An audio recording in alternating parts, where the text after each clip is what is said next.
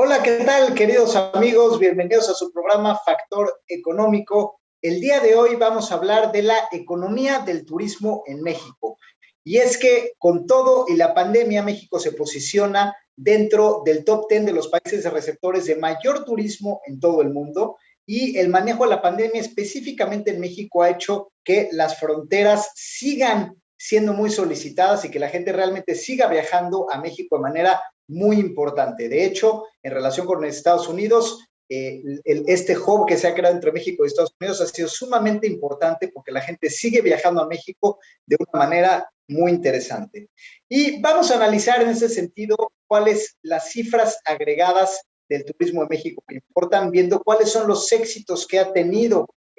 la derrama económica y cuáles son las consecuencias para el país en este sentido. Lo primero que quiero compartirles, amigos, es hablar justamente de la Riviera Maya como destino turístico. Y es que la Riviera Maya, a diferencia de otros destinos, pues es nada más y nada menos que el número uno, pero por una abrumadora diferencia. La Riviera Maya recibe al año un promedio de 25 millones de turistas, 25 millones al año, y estos comparados con, por ejemplo, 4 millones que se reciben en Los Cabos, o 2 millones que se pueden recibir en Puerto Vallarta. Es decir, es abismal la diferencia de gente que viene a Riviera Maya con la gente que viene, pues ahora sí que a otros lugares de la República. ¿Y qué es lo que hace tan atractiva la Riviera Maya? ¿Por qué la gente viene tan mucho más, con diferencia a otras playas mexicanas que también son preciosas? Tenemos el caso de las playas de Oaxaca, tenemos el caso también pues, de los mismos Cabos, La Paz, toda esta zona, pero la Riviera ha sido abrumadoramente en su manera de atraer turistas, los aeropuertos han ido creciendo y Cancún tiene prácticamente vuelos directos con todo el mundo, situación que no tiene paralelo con ninguna otra playa en ningún otro lado de la Tierra. Y la economía de turismo justamente tiene varios componentes que hemos desagregado en este programa para ustedes. Y el primero es el componente de alianzas internacionales de grandes hoteles. Finalmente, se trae un tipo de turista muy específico, clase mediero en el mundo, que por una cantidad de dinero moderada viene a un hotel todo incluido o a ciertos planes que básicamente tienen algo muy, digamos, sofisticado para ese tipo de turismo, pero también muy peladito de la boca y muy sencillo. Es decir, incluye la llevada al aeropuerto, son turistas que llegan, se insertan en los hoteles, básicamente tienen que comer, que beber, si acaso tendrá algunas excursiones que van y vienen el mismo día y normalmente se regresan. Esto normalmente representa alrededor de 15 de los 25 millones de turistas que recibe México, por lo cual la derrama económica suele ser de hecho no tan grande, fuera de los casi 30,000 empleados que trabajan en este tipo de turismo, en este tipo de hoteles, sirviendo a los hoteles, sirviendo a los restaurantes, sirviendo en los bares, sirviendo como choferes y toda esta población que tiene que ver con ese turismo. Sin embargo, pues justamente quien se queda con la mayor parte de la utilidad pues son las grandes agencias de los hoteles internacionales que traen al turista, lo encapsulan de cierta manera en la zona de confort, en el hotel, y lo regresan. Por lo tanto, realmente no hay un verdadero conocimiento de la Riviera Maya y muchos años pues la gente vino de entrada por salida con ciertas actividades alrededor, donde sin embargo pues evidentemente la gran mayoría del capital y se queda en los consorcios internacionales. Y fuera de la generación de empleo, no hay una derrama mayor para el verdadero desarrollo de las comunidades locales de la Riviera Maya. Y eso es algo muy interesante porque eso es, digamos, en línea con lo que México ha hecho con la mayoría de sus industrias. México no se posiciona necesariamente como una gran marca hotelera o no se posiciona como un país desarrollador de ecosistemas o de turismo de aventura, y por otro lado sí se posiciona como un país de mano de obra barata y de facilidad para consorcios internacionales de establecer sus terrenos. Por lo tanto, llegan los grandes, digamos, desarrollos hoteleros, se les pone las tierras con condiciones favorables en temas de legislación de medio ambiente, en temas de posibilidad de pagos de impuestos, en temas de contrataciones laborales a condiciones muy favorables para los hoteles. Entonces ellos llegan y realmente tienen pues una penetración muy favorable en nuestro país. Sin embargo, el efecto colateral, al no haber una visión de largo plazo de lo que representa el turismo del país, a pesar de recibir pues casi eso, entre 20 y 30 millones de turistas, tenemos comunidades muy pobres en la Riviera Maya, con poco desarrollo, tenemos un drenaje no sofisticado en la Riviera Maya, donde sabemos que Tulum tiene un problema de sobreoferta de viviendas, donde estamos viendo problemas de drenaje, donde solamente hay una sola calle, donde no tiene a dónde irse este desecho, y esto empieza a generar contaminaciones. También tenemos problemas de manglar, donde, pues, por ejemplo, Playa del Carmen, se ha comido gran parte del manglar y por lo tanto la playa prácticamente ha desaparecido en la mayoría de los lugares, y tenemos problemas de basura también, donde pues hay mucha basura tirada y hay de alguna manera pues igual un manejo de desechos no adecuado, que además se acentúa con el sargazo, es decir, el sargazo pues llega también a estas playas de una manera importante, y al no tener una estrategia integral para el manejo de sargazo, pues simplemente se junta, y mucho de esto, aunque las sargaceras usan parte de esto y ha habido proyectos para hacer casas a raíz de sargazo y algunos proyectos, la realidad es que más del 85% del sargazo pues se avienta en la selva y no es fácilmente biodegradable, sino que es un tipo de plantas que absorbe mucha luz, que tapa el ecosistema de plantas naturales y de alguna manera va carcomiendo la selva. Entonces, de alguna manera, esto ya se empieza a hacer mella en algunas zonas las que podemos visitar, y de hecho, cuando uno llega en avión a la Riviera Maya, pues ya podemos ver pelonas ciertas partes de la selva, es decir, ya no se ve la grande jungla de árboles si llegas al aeropuerto, sino que ya desde el principio se ve un descontrol de zonas irregulares, de depósitos, zonas de basura o de asentamientos agrícolas irregulares. Pero bueno, vamos a seguir analizando todo este tema del manejo económico del turismo en México, porque más allá de las cifras agregadas, que sin duda son muy impresionantes, justamente es apasionante ver entre líneas qué se está haciendo bien, qué se está haciendo mal y dónde realmente se está yendo todo ese dinero. Así que no se vayan, queridos amigos, esto es Factor Económico y estamos hablando detrás de líneas del turismo.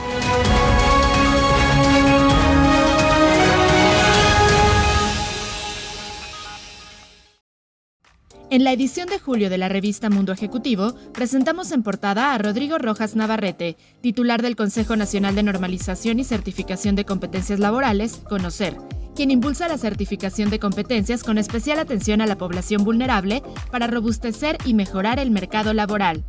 En la edición de este mes también ofrecemos el ranking de los 50 mejores despachos de abogados en México, firmas que fortalecen el marco jurídico con ética para mejorar el tejido social. Los abogados hoy tienen más retos que el de desahogar la carga de trabajo jurídico que este gobierno ha puesto en marcha para marcar su sello sexenal, pues el país se enfrenta a un panorama con 94% de crímenes que quedan en la impunidad. Por ello, presentamos un especial editorial sobre el ámbito jurídico en voz de los expertos. En cuanto a la economía, Tomás Ehrenberg, director general de Grupo Financiero B por Más, analiza la recuperación de la banca con optimismo y adelanta un repunte en el crecimiento del crédito. El presidente de la Coparmex, José Medina Mora y Casa, escribe una exclusiva sobre la importancia de unir a Iberoamérica para disminuir la poca inversión en innovación, falta de políticas públicas estratégicas y la gran brecha digital.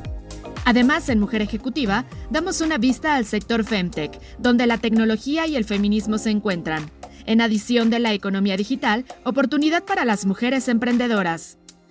Consulta la edición digital de la revista Mundo Ejecutivo en nuestro sitio web o descarga el ejemplar completo en nuestras redes sociales.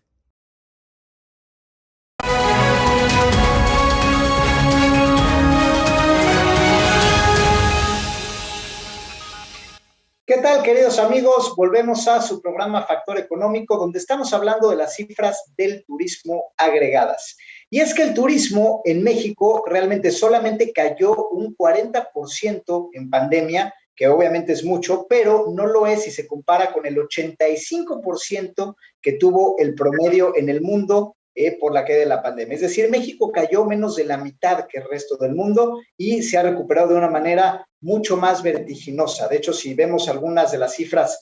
pues más específicas, Asia-Pacífico de alguna manera tuvo un desplome del 95% de su turismo, mientras que Europa tuvo un descalabro de 85%, Medio Oriente de 82% y África de 81%. Y América Latina, de hecho, en particular, también tuvo un 70%. Es decir, prácticamente la gente dejó de viajar por completo a África, dejó de viajar por completo a Asia por temores de que pues, esta pandemia no tuviera un manejo adecuado. y en Europa, bueno, también porque pues obviamente las fronteras ahí más que la gente no quisiera, pues no podía porque las fronteras estaban cerradas también. Y en América, tomando en cuenta también Estados Unidos, pues la gente viajó un poquito más, un 70%, que ese promedio se levanta por América Latina. Y México, justamente cuando el promedio del mundo pues son 80%, tenemos una caída de solamente el 40%. Entonces la pregunta es, ¿por qué el turismo es tan vertiginoso en México? ¿Por qué fue el país prácticamente donde la gente viajó más en esta pandemia y que ha recibido más turistas de todo el mundo en la pandemia? Y la respuesta es porque México tuvo un manejo, pues obviamente mucho más laxo en temas de políticas de salud. Es decir, la gente a México puede volar sin mayor requerimiento, quizá se les pide algunas pruebas de COVID para ingresar al país en ciertos países. Sin embargo, el turismo nacional no tiene ninguna restricción, ninguna necesidad de pruebas para viajar en el país. Las líneas aéreas prácticamente están ya recuperando niveles pre-pandemia y eso hizo que viajar a México realmente sea mucho más sencillo. De alguna manera también cierto turismo específico como el canadiense y el norteamericano, que tenían cerrado prácticamente todo el mundo, pues vieron en México la posibilidad de darse una tregua en la pandemia y viajar. Es decir, hay toda una infraestructura que les permite venir a México y pasar de alguna manera unas vacaciones seguras y encapsuladas en un modelo que justamente nos permitimos cuestionar. Finalmente, el turismo en México tiene una derrama económica de más o menos 12,000 millones de dólares al año, cuestión que lo sitúa en el top 3 de ingresos al país, quizá después de la inversión extranjera directa, después del petróleo y por supuesto después de las remesas, que ya las remesas son el ingreso número uno a nivel nacional, pero el turismo está en el top 3 y en el top 4. Ahora, ¿a dónde se van todos estos 12,000 millones de dólares? Que vimos que la gran mayoría lo tiene la Riviera Maya, con una recepción de pues, más de entre 20 y 30 millones de turistas al año, donde tenemos de alguna manera pues la mayor absorción de los turistas, que en promedio además, chequen qué interesante está este dato, se gastan $300 por turista los que vienen a Riviera Maya. Por turista quiere decir que estamos hablando de $1,500 por familia, normalmente pues vienen parejas con 2 hijos, que es el promedio de hijos pues más o menos en Estados Unidos y en Europa en algunos casos, lo que estamos hablando de estos $1,500. Y esta es la batalla campal, ya haces que un turista venga a la Riviera Maya, ¿cómo haces para acaparar la mayor parte? Y justamente la intención de los grandes hoteles es, pues yo quiero que esos $1,500 o 300 por turista se quede acá. Entonces les doy todo, les doy el alojamiento, les doy la transportación, hotel, aeropuerto, les doy la comida, les doy la bebida, les pongo shows, les pongo todo, y eso ha hecho que el turismo se quede realmente acaparando la mayoría de los ingresos para estos mismos consorcios internacionales, que son los que generan la utilidad. Evidentemente, esos consorcios y este modelo tiene gastos, y digamos que la derrama se traduce al empleo de la gente que trabaja en los hoteles, que sí es relevante. En Riviera Maya pues son más de 30,000 personas las que están trabajando en este modelo pues, de all inclusive o de restaurantes, digamos, que pues, de alta gama, que reciben este tipo de turistas, pero realmente la Riviera Maya no ha tenido como tal una expansión orgánica. Hablábamos un poco pues, de las complicaciones que hay en vivienda, el poco respeto a la mentalidad que hay, se han extinguido muchas especies, el manglar se ha extinguido en algunas zonas que prácticamente pues, se ha destruido todo, inclusive los desarrollos se han comido la playa, hablamos de basura, hablamos del mal manejo de sargazo en las selvas, hablamos de deforestación y también algunos efectos colaterales de la mala administración de los lugares turísticos. Finalmente, como todo está diseñado para el tema de sales un día y regresas, hoy vemos que muchos de los oasis ecoturísticos en México, donde realmente podrían ser santuarios de avistamiento de aves, de avistamiento de especies, como las hay pocas en América Central y en Sudamérica, realmente ahora sí que se han ahuyentado todas estas posibilidades de atracciones, porque todas están diseñadas de la misma manera. Cuatrimotos en las zonas ambientales protegidas, donde pues meto motores, meto lanchas motorizadas, meto cuatrimotos ruidosas, meto al final diversiones de tirolesas ruidosas y digamos que un turismo que aunque se le llame ecoturismo, realmente es muy invasivo a la naturaleza, porque hacer una pista de cuatrimotos pues implica rasurar buena parte de la selva para que éstas quepan, implica hacer un ruido que ahuyenta absolutamente a toda la fauna de mamíferos, porque no se van a acercar, ahuyenta a todos los animales terrestres que están fuera de cuestión, complica el avistamiento de aves también y hace que el tipo de turista pues sea un turista que llega, se sube a su moto, está 10 a 15 minutos en el lugar, quizá come algo, se mete con bloqueador a las zonas protegidas, a los cenotes, mancha estos lugares, los llena de basura y se va y viene otro camión. Y es tan masivo este turismo que un poco los lugares se han acostumbrado a esto. Es decir, yo recibo gente, igual en convenio con los hoteles, ahí me llegan en camión, le doy un paquete estándar a la gente, ve, échate un clavado, súbete a la moto y haz alguna actividadcita de clavado de naturaleza y te vas. Sin embargo, esto es una visión muy cortoplacista porque tienes tal cantidad de turistas que te sigues peleando por ese ticket pequeño y es un tipo de turismo que no es, digamos,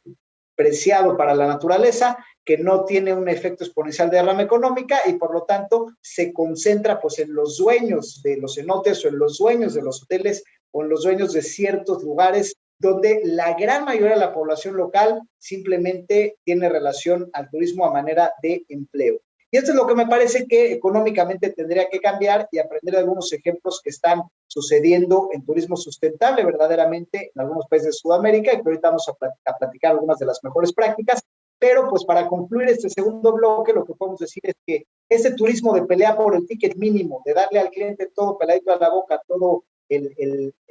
one-stop shop o una sola parada para todo, hace que los lugares sean invasivos a la naturaleza, que no tengan una derrama económica, que sean dilapidatorios de la naturaleza, que sean destructores del hábitat y que finalmente cada vez depreden más la selva en función de un entretenimiento estandarizado que no necesariamente es exitoso. Pero vámonos a un corte, queridos amigos, y cerramos con ese programa de Factor Económico, Turismo Entre Líneas.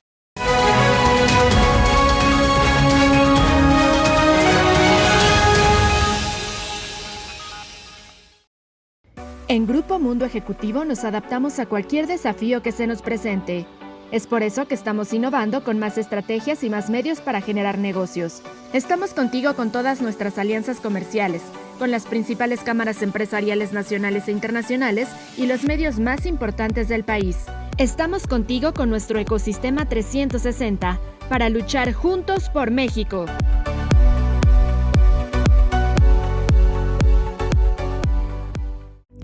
Ver huecos en tu cabeza o cabellos tirados por todos lados es una sensación angustiante.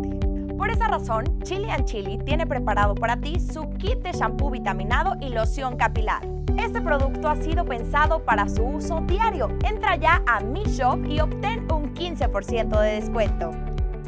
Conoce las noticias más relevantes en temas de negocios, política, tecnología, startups, mujeres y estilo de vida en nuestro nuevo canal de televisión, Mundo Ejecutivo TV. Disfruta por el canal 168 de Total Play y 76 de Easy de las mejores entrevistas y cápsulas que tenemos para ti. Mundo Ejecutivo TV by V Networks.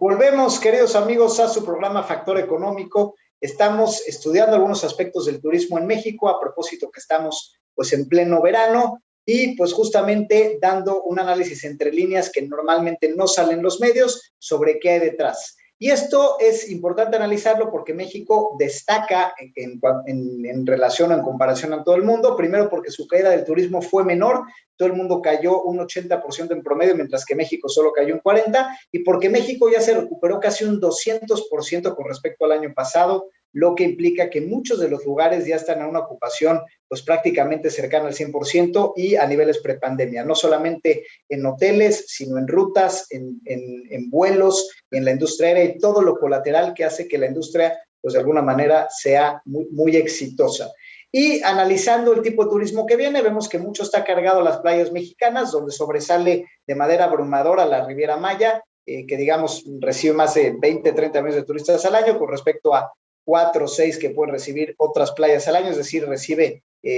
digamos, hasta unas 10 veces más, lo cual es una locura. Y estamos analizando el por qué lo hace tan atractivo, ¿no? Vimos que por un lado la ausencia de restricciones ayudó mucho, porque eso hizo que hubs como Estados Unidos y Canadá pudieran venir a México con mucho mayor libertad y pudieran tener pues estas vacaciones tan anheladas en un país no tan estricto en cuanto a pruebas, que aseguras que siempre iba a tener las fronteras abiertas, que no iba a tomar medidas de encerrar a la gente o bien de cerrar las fronteras o cerrar vuelos, y eso a la gente le daba la confianza pues, de alguna manera de venir, donde pues de alguna manera no estamos jugando si es responsable o no, ese es un tema de salud pública,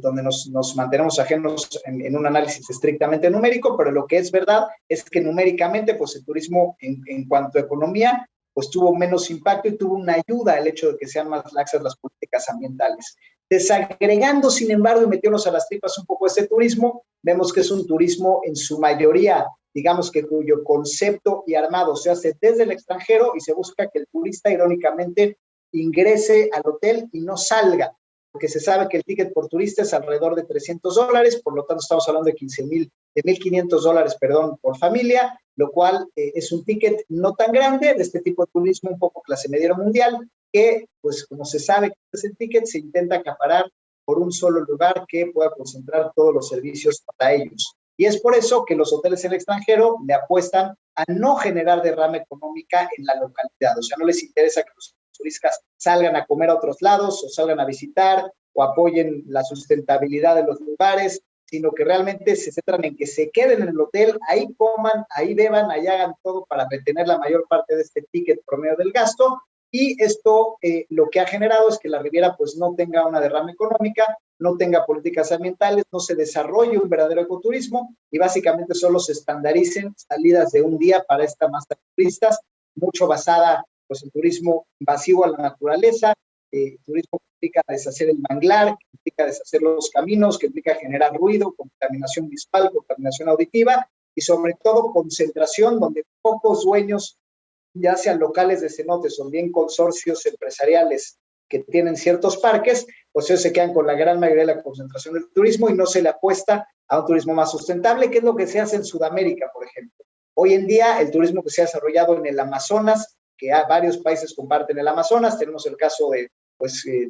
Ecuador tiene una parte del Amazonas, evidentemente Brasil, Perú tiene una parte del Amazonas también, en Colombia también hay una parte, es decir, todos esos países lo que han hecho es buscar turistas que tengan un ticket más elevado y les ofrecen pues un turismo sustentable, de senderismo, de avistamiento de aves, donde la gente llega a pagar hasta $500 o $1,000 por noche, es decir, es por persona, es decir, es 5 o 10 veces más alto que el ticket por el Riviera Maya, y es un turismo pues como no tan masivo, más exclusivo, que sin embargo pues no, evidentemente no está en cuatrimotos a la mitad del Amazonas y por eso es que ahí se preserva, pues es un turismo que preserva mejor el ambiente, no es tan invasivo con la fauna, donde se ven cosas más espectaculares y de alguna manera toda la comunidad se ve beneficiada. Normalmente el hecho de que se regeneren los ecosistemas pues hace que haya no nada más empleo de bajo nivel o mal pagado, ¿no? Sino que se necesitan guías capaces de ver animales, de remar, se exige una gastronomía alta porque en los campamentos de la selva, donde están situados esos lugares de turismo sustentable, pues se pide que la comida sea de alta calidad, se piden arquitectura, también arquitectos sofisticados que diseñen pues una arquitectura que permita cierta ventilación y que permita cierta experiencia de lujo para el usuario, y también implica, pues de alguna manera, la educación de los locales para conocer su flora, su fauna, sus animales, su tierra y preservar. Es decir, lo que están haciendo en Sudamérica es, en lugar de depredar nuestro ecosistema, talar los árboles y hacer un solo tipo de turismo, más bien dejemos que se regenere la fauna y que la gente venga a apreciar lo que tenemos. Entonces, eduquémonos en eso, se vuelve una mano de obra sofisticada, preservan su ecosistema y eso genera precisamente tickets mejor pagados de los turistas que llegan. Esto es algo que México no ha hecho y por eso en México cada vez nos acabamos más las selvas, nos sacamos más las especies, asesinan ambientalistas tropicales porque no es compatible con el modelo de negocio de vengo, saco al norteamericano a que haga su paseo y tome cervezas y maneje en moto y destruya todo y se vaya en el periodo corto de tiempo y no se le ha puesto un turismo de más de largo plazo. Entonces México, en esta visión cortoplacista de las cosas, se sigue posicionando pues como mano de obra barata, es decir, somos los meseros de los hoteles que trabajamos para grandes consorcios y ponemos de alguna manera al servicio nada más una mano de obra barata para atender a esta gente de una manera sistematizada que dictan, pues digamos que las grandes construcciones. Entonces, al final del día a mí me parece que debe haber una diversidad, que justamente hoy en día debemos de ver los términos económicos de manera más profunda, y si México ya tiene esta ventaja competitiva tan tremenda a nivel mundial de ser el país más visitado, no solamente estar en el top 10 más visitado en el mundo, sino en pandemia ser el más visitado, recibir tal afluencia de turistas, debemos de diversificar el turismo. de generar más oferta, preservar más los ecosistemas, crear una diversidad de actividades que hacer para que el día de mañana se preserve mejor nuestro hábitat y que las comunidades locales permitan tener esa derrama y acceder a esos recursos de toda esta gran masa de turistas que vienen. Porque si no, estamos hablando de un turismo muy específico, que más de la mitad viene al extranjero, está en el hotel y se regresa, y mucho el nacional no encuentra la oferta que necesita para esto, y esto finalmente afecta a que nos quedemos estancados y que las regiones poco a poco se vayan corrompiendo y vayan terminando con su hábitat y su ecosistema. Así que no lo permitamos, tengamos argumentos también económicos al respecto y cuestionemos nuestra realidad, queridos amigos. Les agradecemos como siempre que nos hayan acompañado en su programa Factor Económico. Déjenos sus preguntas, síganos en redes sociales. Yo soy el doctor Enrique Pressburger. Hasta la próxima.